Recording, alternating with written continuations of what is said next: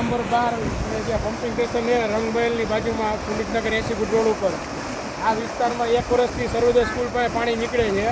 બે પમ્પિંગ સ્ટેશનનું પાણી જે વાવડી ગામમાં જે પણ પમ્પિંગ સ્ટેશનમાં કેપેસિટી નાની હોય કે પમ્પિંગ સ્ટેશનમાં જનરેટર ન હોય ને વારંવાર પમ્પિંગ સ્ટેશનનો પ્રશ્ન હોય પણ કોર્પોરેશનનું તંત્ર કે વિસ્તારના આગેવાનો કોઈ જાગૃત ન હોય અને વિસ્તારના સોસાયટીવાળા આજે બધા સ્થળ ઉપર આવ્યા હતા પણ આ વિસ્તારમાં હજી 2-3 દિવસ પાણી આમને આમ રહેવાનું છે.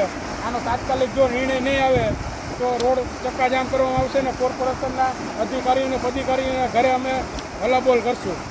વોર્ડ નંબર 12માં પમ્પિંગ સ્ટેશનથી પમ્પિંગ સ્ટેશન બંધ છે, પાણીનો નિકાલ નથી ને આ રંગમહોલમાં લીક છે.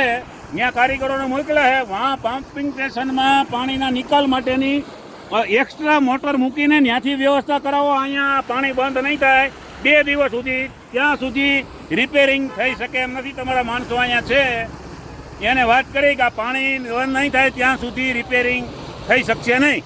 તો ત્યાં અમારે 80 ફૂટના રોડ ઉપર પબ્લિકને બાનમાં રાખવાની. 1 મહિનાથી પાણી આમ જાય છે. પમ્પિંગ સ્ટેશન એને મન ફાવેથી ચાલુ કરે, મન ફાવેથી બંધ કરે અને ત્યાં જાય ત્યારે કોઈ કર્મચારી હાજર હોતું નથી. વ્યવસ્થા કરવી પડે ને એમ. અને ઓલો ખાડો ભરવાનો હોય તો એમ કે મચ્છર થાય છે, પૈસા ઉઘરાવે એમ આવે સમજાય. આનું કંઈ નહીં.